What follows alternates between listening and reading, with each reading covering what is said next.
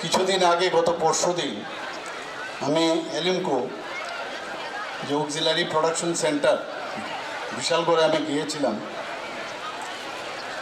সেখানে আমাদের north eastern জোনের প্রথম যে আর্টিফিশিয়াল লিম যেটা তৈরি হয়, যারা দিব্যাঙ্গজন আছেন বা যারা বয়স হয়ে গেছে, বৃদ্ধ যারা বয়স্করা আছেন, তাদের জন্য আর্টিফিশিয়াল লিমস তৈরি করবেন বা অ্যালাইড যেসব ইনস্ট্রুমেন্ট সেগুলো তৈরি করার একটা প্রকল্প সেখানে ভিত্তিপ্রস্তর আমি করে এসেছিলাম।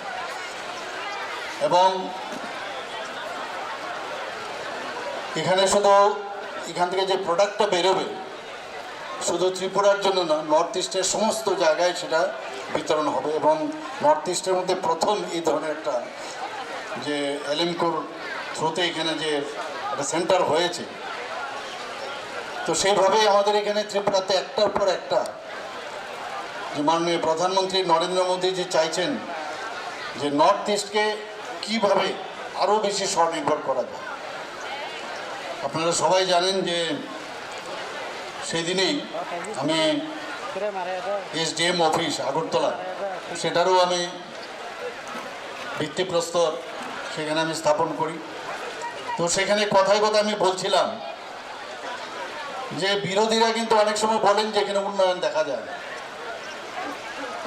তো আমি ওনাদেরকে বলেছিলাম যে মাননীয় প্রধানমন্ত্রীজি যখন এয়ার স্ট্রাইক করান, এবং আপনারা সবাই জানেন যে সার্জিক্যাল স্ট্রাইক যখন করান, তো বিরোধীরা প্রশ্ন করেছিলেন যে ওখানে যে সার্জিক্যাল স্ট্রাইক হয়েছে, এয়ার স্ট্রাইক হয়েছে, তার প্রমাণ কোথায়। আমি সেখানে বলেছিলাম এখন থেকে যেখানে উদ্বোধন হবে আপনারা এসে বসবেন আমার সাথে, তাহলে বুঝতে পারবেন কোথায় কোথায় আমাদের যে এই ধরনের ডেভেলপমেন্টের ওয়ার্ক আমরা করছি, তাহলে আপনারা বুঝতে পারবেন। যেমন একজন বলছিলেন যে এখন থেকে এয়ার স্ট্রাইক বা যদি সার্জিক্যাল স্ট্রাইক হয়, ওনাদেরকে নিয়ে সার্জিক্যাল স্ট্রাইকে যাবেন এবং ওখানে ওনাদেরকে রেখে আসবেন। এইরকমও কথা সেখানে আমি বলেছিলাম। তো আমাদের মাননীয় প্রধানমন্ত্রীজি বারবার বলছেন যে অ্যাক্ট ইস্ট পলিসি, যখন উনি বলছেন যে নর্থ ইস্ট যদি ডেভেলপ না হয় তাহলে ভারতবর্ষ কোনো অবস্থায় ডেভেলপমেন্ট হবে না।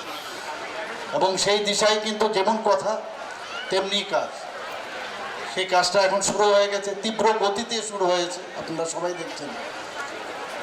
উনি এসে যখন 2018-এর যখন আমাদের নির্বাচন বিধানসভার ইলেকশনের আগে উনি বলে গেছিলেন যে একবার ভারতীয় জনতা পার্টির সরকার আপনারা এনে দিন এবং আপনাদেরকে আমি হীরা মডেল দেব, এবং সেই হীরা মডেল উনি দিয়েছেন। শুধু ত্রিপুরাতে না, নর্থ ইস্টের সমস্ত জায়গায় এখন ন্যাশনাল হাইওয়ে এবং বিশেষ করে ত্রিপুরাতে ইন্টারনেট, আপনার মুম্বাই এবং চেন্নাইয়ের পরে ত্রিপুরাতে এত ভালো স্ট্রং যে ইন্টারনেট আমাদের ত্রিপুরাতে, এবং তার সুযোগও আমরা এখানে তার লাভ আমরা পাচ্ছি। আমি আসার সময় এখানে রেলওয়েতে এসেছি, রেলে করে এসেছি। আমি প্রায়শই চেষ্টা করি রেলে চড়ার, যেটা আগে আমরা কোনোদিন ভাবিনি। এই হীরা মডেলের মধ্যে একটা, সেটা হচ্ছে রেলওয়ে, সেটা মাননীয় প্রধানমন্ত্রীজি আমাদের দিয়েছে। আমাদের এয়ারওয়ের কথা যদি বলি, আমাদের আগরতলার যে এয়ারপোর্ট নর্থ ইস্টের মধ্যে সবচেয়ে সুন্দরতম যদি এয়ারপোর্ট থাকে, এই মহারাজা বীর বিক্রম কিশোর মাণিক্য বাহাদুরের সেই এয়ারপোর্ট। সিঙ্গারবিল নামে আগে এয়ারপোর্ট ছিল, পরবর্তী সময় আগরতলা এয়ারপোর্ট বলেছে। এবং দ্বিতীয় বিশ্বযুদ্ধের শেষ ভাগে এই তৎকালীন সময় Maharaja Bir Bikram Kishore one of the oldest airport ছিল এই সিঙ্গারবিল এয়ারপোর্ট। সেটাকে মান্যতা এর আগে কোনো সরকার দেয়নি, কিন্তু আমাদের সরকার আসার পর আমরা প্রথমে, যার হাত ধরে এই সিঙ্গারবিল এয়ারপোর্ট হয়েছিল, এত পুরনো এয়ারপোর্ট, মহারাজা বীর বিক্রম কিশোর মাণিক্য বাহাদুরের নামে আমরা সেই এয়ারপোর্টের নাম দিয়েছি। আরও বিভিন্ন প্রকল্প, বিভিন্ন ডেভেলপমেন্টের বিষয় আমরা যখনই মাননীয় প্রধানমন্ত্রীজির কাছে যাই, আমাদের মাননীয় গৃহমন্ত্রীজির কাছে আমরা যাই, উমেশ শাহজির এখানে, সাথে সাথে আমাদের সেই কাজটা কিন্তু হয়ে যায়। আপনারা কিন্তু কিছুদিন আগেও দেখেছেন আমি মাননীয় প্রধানমন্ত্রীজির কাছে গিয়েছিলাম, আমাদের 6টা ন্যাশনাল হাইওয়ে তো প্রায় 50% থেকে 60% প্রায় কমপ্লিট হয়ে গেছে। তাছাড়াও আরও 4টা ন্যাশনাল হাইওয়ে, সেই ন্যাশনাল ইন প্রিন্সিপাল সেইগুলোকে উনি আমাদের বলেছেন, সেগুলো আমরা করব। তো এর মধ্যে আমি যখন গডকারিজি আমাদের ইউনিয়ন MRTH ওনার সাথে আমি যখন কথা বলেছিলাম, বলছিলেন যে একটা রাস্তা আপনি যদি ওখানে মাননীয় প্রধানমন্ত্রীজির সাথে কথা বলতে পারেন হয়তো বা সেটা স্যাংশন হবে। তা আমি এবার যখন গেলাম ওনাকে বললাম যে গডকারিজি বলেছেন যদি আপনার সাথে এই কথা বলি তাহলে এই রাস্তাটা হবে। সেটা কোনটা? সেটা হচ্ছে কমলপুর থেকে আমবাসা হয়ে এবং গন্ডাছড়া হয়ে সেটা শান্তিবাজার যাবে। তো আমাদের চেষ্টা আছে সব জায়গায় বলি এবং বলার পর দেখা যায় এই কাজটা হচ্ছে। এটা যদি হয়ে যায় তাহলে আমাদের আজকে যেটা ডোমহর যেতে আমাদের প্রায় 3 ঘন্টা লাগে আগরতলা দিয়ে, সেখানে 1 ঘন্টার মধ্যে আমরা আমবাসা থেকে চলে যেতে পারি।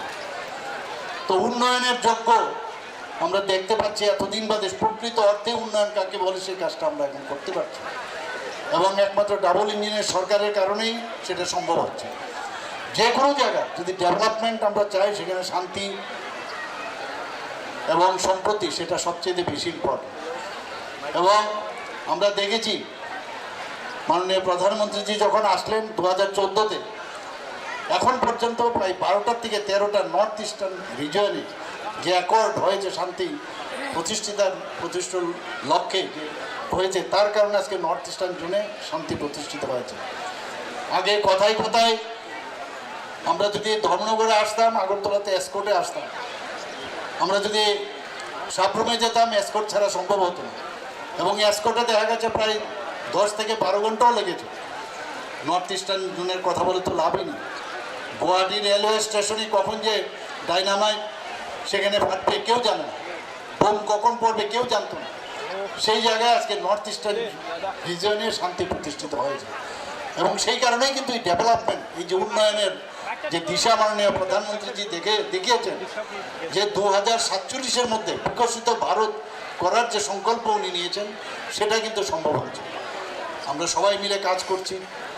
আমরা এর মধ্যে আপনারা দেখেছেন যে বাইরের থেকে প্রচুর ইনভেস্টার এখন ত্রিপুরাতে আসতে চাইছে। কারণ মেইন কারণ কি? ট্রান্সপারেন্সির সরকার। একটা ট্রান্সপারেন্সি যদি থাকে এবং বিশ্বাস যখন থাকে যে এই গভর্নমেন্টের সময়ে যদি আমরা সেখানে নিবেশ করি তাহলে আমাদের যে নিবেশের যে মূল্য সেটা সুরক্ষিত থাকে। তো এই কারণে ত্রিপুরাতে এখন শান্তি আছে। আমরা সব জায়গায়, আমি যেটা বলি 28টা রাজ্যের মধ্যে নিচের দিক থেকে আমরা 3rd পজিশনে, আমাদের ল অ্যান্ড অর্ডার সিচুয়েশন এখন সারা ভারতবর্ষের মধ্যে আমরা 3য় স্থানে আছি নিচের দিক থেকে। তো সব মিলিয়ে মানুষ সব খবর রাখে, ইনভেস্টাররা খবর রাখে, ইন্ডাস্ট্রিয়ালিস্টরা খবর রাখে। সেই কারণে এখন মানুষ আসছে। কিছুদিন আগে আমরা ডেস্টিনেশন ত্রিপুরা করে একটা ইনভেস্টার সামিট আমরা এখানে করেছিলাম, আপনারা হয়তো অনেকে খবরের কাগজে পড়েছেন। সেখানে প্রায় 87টার মতো ইনভেস্টার আমাদের মৌ করেছে ত্রিপুরা সরকারের সাথে এবং তার মূল্য প্রায় 3700 কোটি টাকার যে নিবেশ ওনারা করবেন। সেটা আগে কিন্তু আমরা কোনোদিন দেখিনি। বিভিন্ন সেক্টরে এখন মানুষ বাইরের থেকে আসে। আমরা ছোট হতে পারি আমাদের রাজ্য, আমাদের সারা ভারতবর্ষের মধ্যে 3য় মানে পপুলেশনের দিক দিয়ে আমরা 3য় মানে 3rd পজিশনে আমাদের স্মল স্টেট হিসাবে। এবং তা সত্ত্বেও একমাত্র আমাদের যে নিজস্ব প্রচেষ্টা এবং আপনাদেরকে নিয়ে সবাই মিলে আমরা যেভাবে কাজ করছি তাতে করে এখন দেখা যাচ্ছে ত্রিপুরাতে আমাদের জিএসডিপির কথা যদি বলি, নর্থ ইস্টার্ন জোনের মধ্যে আমরা কিন্তু এখন 2nd বেস্ট আমরা এখন এখানে আছি। যেখানে পার ক্যাপিটা ইনকাম সেখানেও কিন্তু আমরা দেখতে পাচ্ছি যে আমাদের প্রায় আগে 1 লক্ষ ছিল না, সেই জায়গার মধ্যে এখন 1 লক্ষ প্রায় 91,000-এর মতো হয়ে গেছে। তো সব মিলিয়ে আমরা দেখছি ত্রিপুরা আগে পারফর্মিং স্টেট হিসেবে গণ্য হতো, এখন নর্থ ইস্টার্ন জোনের মধ্যে যে বিভিন্ন ইন্ডেক্স আছে সেই ইন্ডেক্স অনুসারে আমরা ফ্রন্ট রানার, আমরা বেস্ট পারফর্মার স্টেট হিসাবে আমরা গণ্য হচ্ছি। তো আমরা বিভিন্ন জায়গায় কাজ করছি। এমএস আমরা যে ইন্ডাস্ট্রিয়াল এরিয়াগুলো আছে সেখানে এমএসএমইর মাধ্যমে আমরা দেখেছি যে আমরা মাইক্রো যে ইনভেস্টার্স আছে তারা অনেক বেশি, স্মলেও আছে, মিডিয়ামেও আছে, আরও অনেক লোক এখন চেষ্টা করছে এখানে আসার জন্য। মাইক্রোতে প্রায় 2.1 লাখ আমাদের যারা এই ইনভেস্টাররা আছে তারা কিন্তু যুক্ত হয়েছে। তো ত্রিপুরাতে এখন আগামী দিন যেভাবে কাজ চলছে আমি নিশ্চিত এখানে রাস্তা যেভাবে হচ্ছে এবং আমাদের স্টেট ন্যাশনাল হাইওয়ে আমরা করছি, আমাদের যেমন সেন্টার থেকেও আমরা সাহায্য পাচ্ছি, আমরা নিজেরাও আমরা সেভাবে করছি। আমি সব জায়গায় বলি যে এই রাস্তা তো হচ্ছে, কিন্তু এই রাস্তা কিন্তু আমাদের আগামী দিনের রাস্তা দেখায় এবং এই রাস্তা যেহেতু কমিউনিকেশন ভালো হচ্ছে, সেই কমিউনিকেশনের সুবাদে মানুষ এক জায়গার থেকে আরেক জায়গায় যেতে যেমন সুবিধা হয়, ব্যবসা ক্ষেত্রে অনেক সুবিধা হবে। আজকে যখন আমি ট্রেনে আসছিলাম, আমি একটা মালগাড়ির আমি জাস্ট ক্রস করছিলাম, আস্তে আস্তে যাচ্ছিল, মানে প্রচুর পরিমাণে পেঁয়াজ বলুন, আলু বলুন, বিভিন্ন এখন মানে আরামসে ত্রিপুরাতে প্রবেশ করছে। এবং ত্রিপুরার থেকেও এবারও আমি মাননীয় রেলওয়ে মিনিস্টারের সাথে আমি কথা বলেছি যে আপনাদের এখানে কৈলাস শহরে যে একটা আমরা ট্রেন বলছিলাম ধর্মনগর থেকে এদিক দিয়ে যাবে, তো উনি শেষ পর্যন্ত বললেন যে আমি আস্তে আস্তে করব, কিন্তু আমরা প্রথমে যেটা করব সেটা ধর্মনগর থেকে কৈলাস শহরের রেল লাইন আমি করে দেবো, সেই কথাটা উনি আশ্বস্ত করেন। আমাদের ডাবল ইঞ্জিন সরকারের অনেক সুবিধে। আগে আমরা দেখতাম সমস্ত জায়গার মধ্যে একটা মানে খুন সন্ত্রাসের রাজনীতি আমরা দেখেছি, কিন্তু আমাদের সরকার আসার পর এই যে আজকে আমি বললাম যে ল অ্যান্ড অর্ডার সিচুয়েশন ত্রিপুরাতে এত ভালো হয়েছে একমাত্র আমাদের স্বচ্ছ নীতি এবং আমরা যে চিন্তাভাবনায় আমরা চলাফেরা করি, চিন্তাভাবনায় আমরা চলি, সাধারণ মানুষের যে সুরক্ষার প্রশ্নে আমরা যেভাবে চলাফেরা করি, সেই কারণে এখন ল অ্যান্ড অর্ডার সিচুয়েশন এত ভালো হয়েছে। আগে কলেজে যাওয়া, স্কুলে যাওয়া একটা অশান্তির বাতাবরণ আমরা দেখতাম, এখন সেই রাজনীতি আর এখন নেই। মানুষ আমাদের উপর বিশ্বাস করছে। দ্বিতীয়বার ভারতীয় জনতা পার্টির নেতৃত্বাধীন সরকারকে আবার নিয়ে এসছে 2023-এ। আগামী 8 তারিখ 8ই মার্চ আমরা সেটা পালন করতে যাচ্ছি, মানে ভারতীয় জনতা পার্টির নেতৃত্বাধীন সরকারের দ্বিতীয়বারের আমরা পালন করতে যাচ্ছি।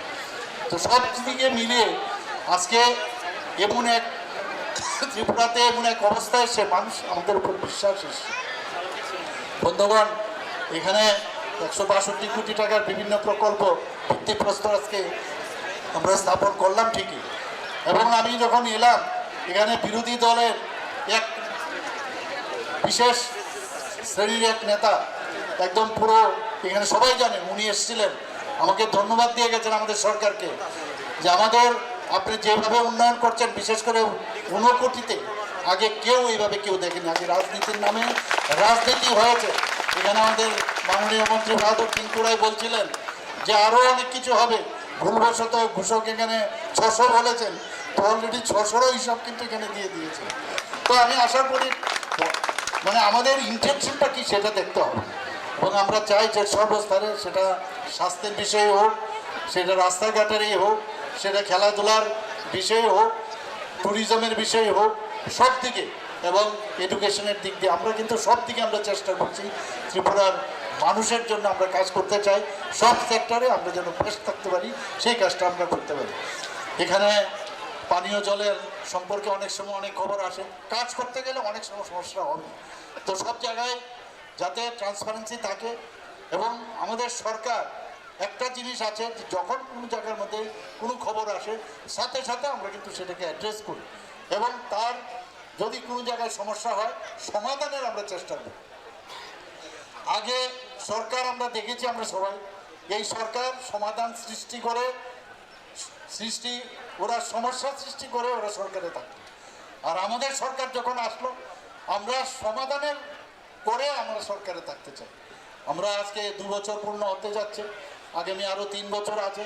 আমি নিশ্চিত যে আমাদের সরকার, মাননীয় প্রধানমন্ত্রী নরেন্দ্র মোদীজি আমাদের উপর যে আশীর্বাদ উনি বর্ষিত করেছেন, আমাদের শুধু কৈলাস শহরে না, সমস্ত ত্রিপুরাতে সব জায়গার মধ্যে, সমস্ত 19 কোটি জেলা থেকে আরম্ভ করে সমস্ত জেলায় আমরা বিভিন্নভাবে আমরা উন্নয়ন আমরা করব, সেই বিষয়টা আমি আশ্বস্ত করতে চাই সমস্ত ত্রিপুরাবাসীকে। বন্ধুগণ, ত্রিপুরার বিশেষ করে ইয়ুথদের, এখন আমাদের ত্রিপুরাতে যে ইয়ুথ, তাদের কিন্তু ট্যালেন্টের অভাব নেই। আমরা বিভিন্নভাবে তাদেরকে যে এন্টারপ্রেনার বানানোর চেষ্টা আমরা করছি। কিছুদিন আগেও আপনারা দেখেছেন, আমরা সেখানে আমরা বলেছি, আমাদের মাননীয় গৃহমন্ত্রীজি উনি ভিডিও কনফারেন্সের মাধ্যমে আমাদের সাথে ভার্চুয়ালি উনি আমাদের সাথে যুক্ত হয়েছিলেন। সেখানে প্রায় আমরা এখন পর্যন্ত মানে সেদিনের যে গ্রুপ ডি এবং গ্রুপ সি তার আগে সব মিলিয়ে এই সরকার আসার পরে 16,000-এর উপরেও আমরা সরকারি চাকরি আমরা দিয়েছি। বন্ধুগণ, একদিকে চাকরি দিচ্ছি, এন্টারপ্রেনারশিপ আমরা বাড়াচ্ছি, বিভিন্ন যারা বাইরের থেকে ইনভেস্টর সেখান থেকে তারা আসছে এবং সেখানেও চাকরির সুবিধা, কর্মসংস্থানের সুযোগ আমরা করে দিচ্ছি। আমাদের যে অন্যান্য যে চাকরি, যারা ক্যাজুয়াল লেবার যারা আছে বা কর্মচারীরা আছেন, সে সব মিলিয়ে সেখানেও আমরা প্রায় 5 থেকে 5,500-এর মতো কর্মচারী আমরা সেখানে আমরা নিয়োগ করেছি। তো আমরা শুধু মানে চাকরি খালি দেবো সেরকম না, কর্মসংস্থানের সুযোগ করাটা হচ্ছে আমাদের ইম্পর্টেন্ট।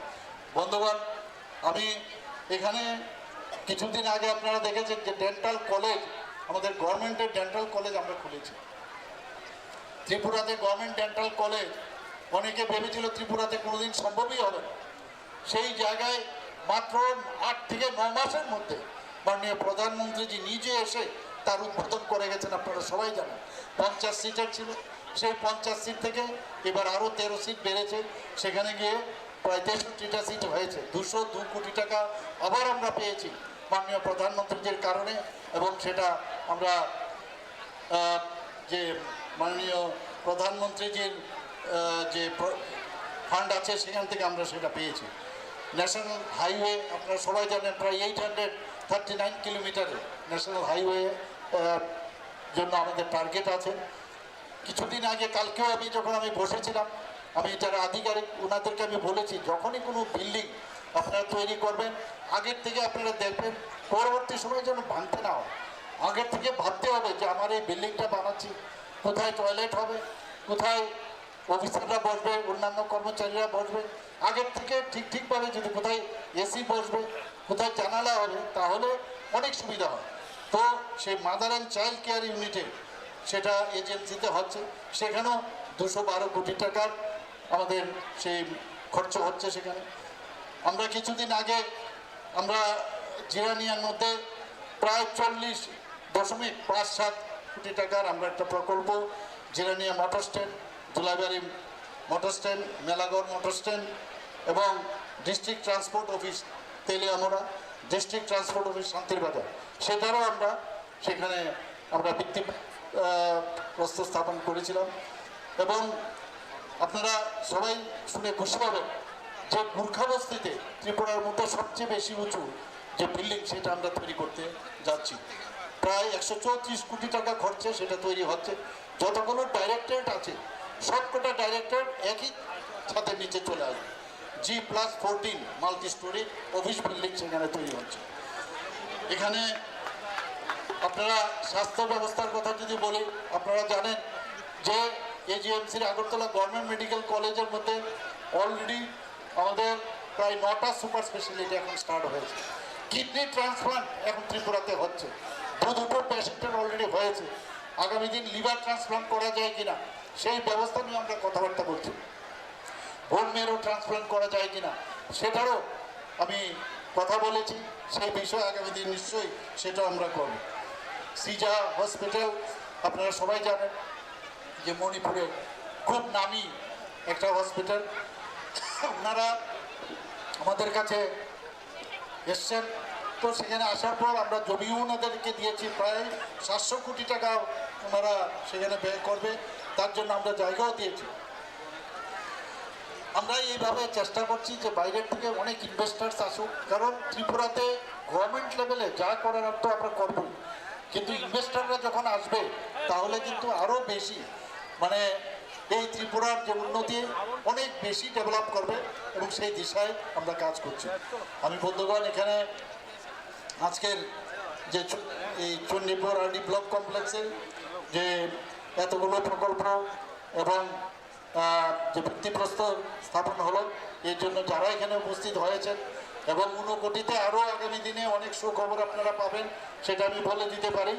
এবং আমি নিশ্চিত যে আগামী দিনে আমাদের যে মন্ত্রী বাহাদুর, আপনাদের এলাকার চণ্ডীপুর এলাকার বিধায়ক, উনি সবসময় আমার পিছনে পড়ে থাকেন, এটা করতে হবে সেটা করতে হবে। তো আমি ওনাকে আশ্বস্ত করেছি, না করেও পাইনি। তো সেইভাবে এখন উন্নতি হচ্ছে এখানে। এবং এখানে উপস্থিত থাকার জন্য সবাইকে আমি হার্দিক অভিনন্দন শুভেচ্ছা জানিয়ে আমার বক্তব্য শেষ করছি। নমস্কার, জয় হিন্দ।